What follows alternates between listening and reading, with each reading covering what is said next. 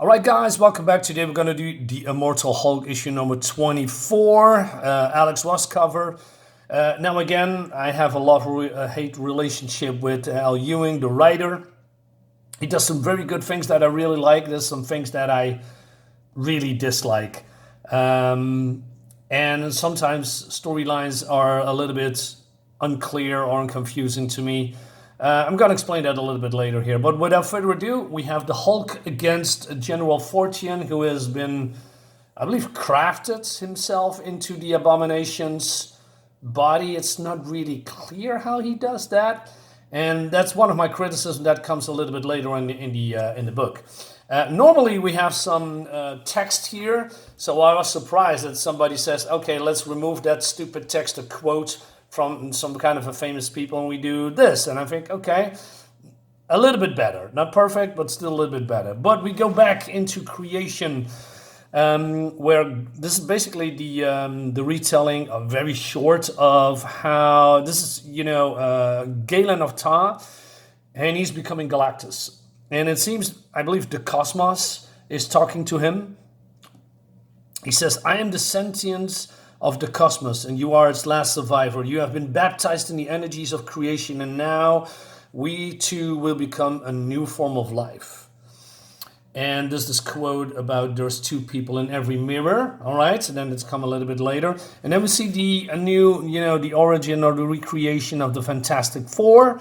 Here, that they are being bombarded by cosmic rays, and then we see here how Bruce Banner came to be. We have seen this 100 times, but probably this particular scene here is important because the quote says, if there's a quote, there's only one that you can see and the one you think you know. So I believe it's all about who are you really and what kind of person you are. That's my guess. And then we go to, and there's the other one. It says, so General Fortune, has spit some acid on the Hulk's face, and he's ordering his troops to flank him. I'm not sure how he's not screaming in pain, by the way. And Fortune thinks that by doing this, I don't know, because Hulk has multiple personalities, that he's now dealing with the childlike Hulk, the savage Hulk, and he is, strong, angry, but he doesn't have any brain power, but it seems he does. So he rips off his parts of his flesh that is still infected with the acid of Fortune's goo, right? And it's, poor guys. They're just doing their job. Anyway, so basically he's challenging Fortune, and we have a fight on our hands, and I think, cool, I like that. And then we go to her name is McGowan, I believe, but I forgot her first name, but it doesn't matter. But she says that she was found by Fortune and her whole team, right? And he says he pulled us out of some bad decisions. I was fired from Caltech, drinking drugs. I ended up working in an MGH lab. It was ugly, but once you're in, there's no out. Then Daredevil happened and I went to jail. And so Reginald Fortune basically helped him, had her back, and gave her a new life, if you were, right? And all right, but then this is happening. So Fortune wants to attack the Hulk, but then his troops come out and wants to help him, right? But then the Hulk ducks aside, and these guys are killed. Yeah, but then his men, his troops, his underlings are really shocked by this, right? And this guy says, "Sir, Oliver and Cortez, you killed him. An accident. Their own fault. They should have been more careful. This is war, Colonel." Friendly fire happens. All right.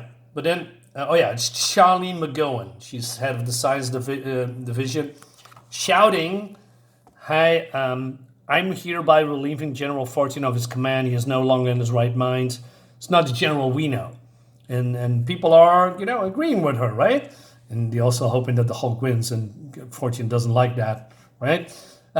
Anyway, so Fortune is losing it and attacking the Hulk constantly, and it seems that he is on the winning side, right? But he's plucking his eyes out, the Hulk, although his face is melting. And then it turns to black, and I think, You know what? Okay.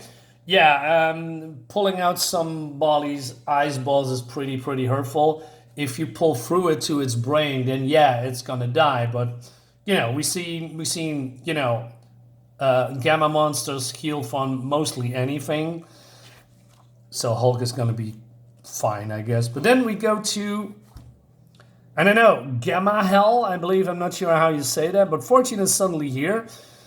And he is here with Doc Samson and the father of Bruce Banner.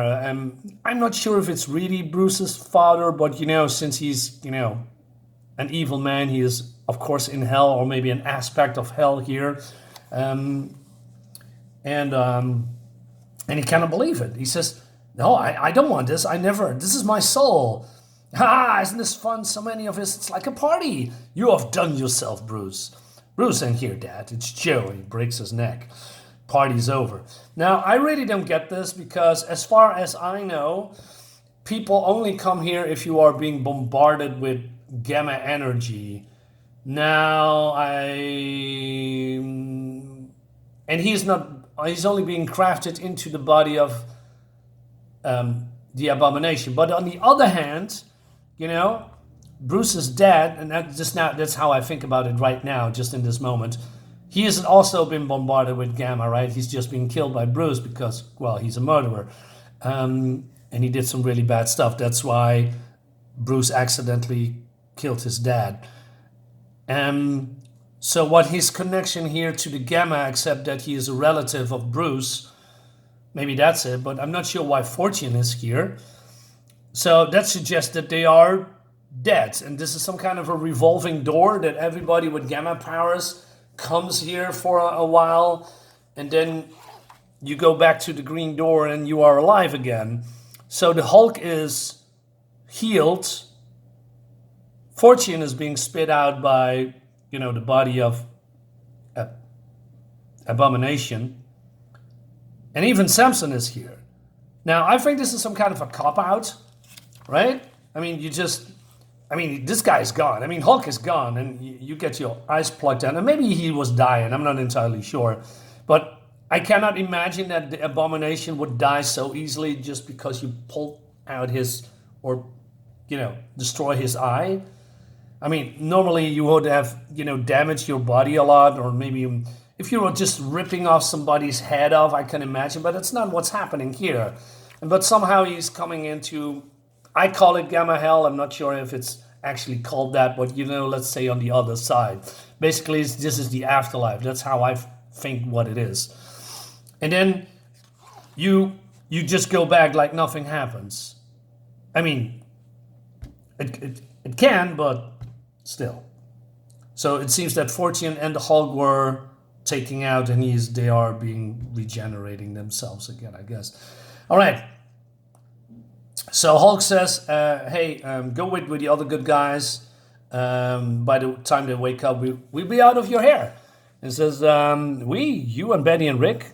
Yeah, and anyone else who wants to. Shadowbase is under new management. All right, so basically he's saying that he wants to take over Shadowbase. Now it's been conquered, right? And he says, we've got $1 billion black budget in tech and bases nobody knows about. And then we really get to work. And so you want to take over Shadowbase? These people signed up to hunt you. Fortune did. And what Jones said, McGowan ain't the same way. Her, I can deal with. What do you care? Aren't you with Creel and the rest? But he says, well, you didn't feel that he fit in, and it basically said, I wanted to have an eye on you, so I'm staying here. All right. So he says, don't get in the way, says the Hulk. Ben is with me on this, so is the big guy. So, wait a minute, the big guy, is that then the childlike savage Hulk, or is this someone else? Even Fixing's coming around. If we work together, we're the strongest and the smarter one there is. Relax, Samson. Everything's gonna turn out fine. Now, I'm not really sure about that.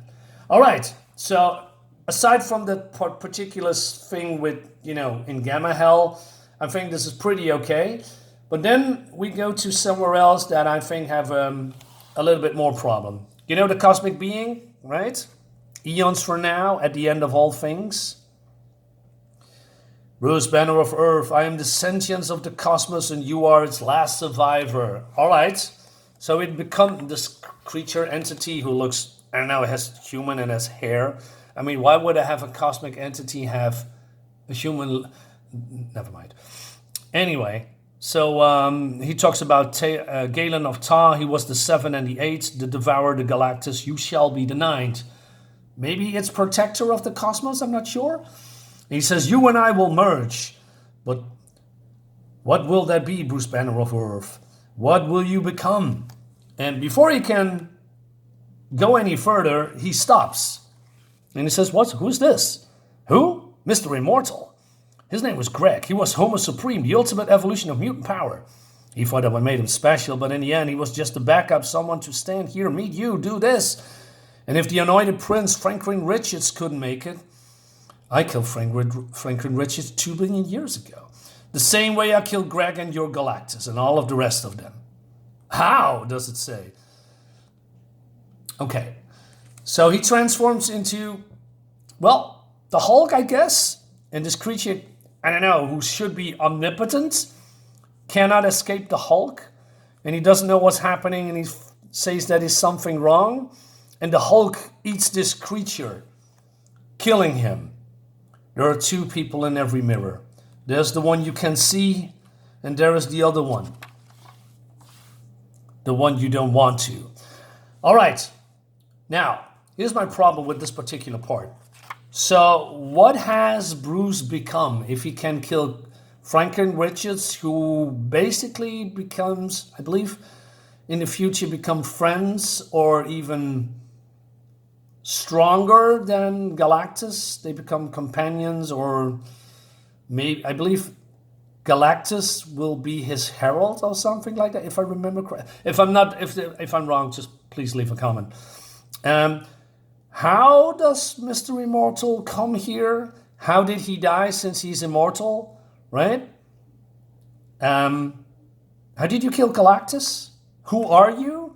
So if this is supposedly canon and not a what-if scenario, then I think we should have a resolve on this story.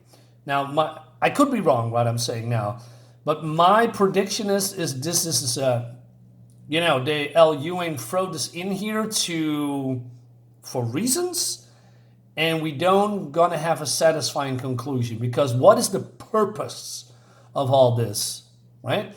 I mean, if this is a what-if scenario, and I like what-if scenarios, it's a glimpse into superhero stories in other dimensions and other timelines. I like that, But if you implement it into canon, then basically you're setting the Hulk up for something bigger than what he is now. He's becoming some kind of a supreme being in the cosmos.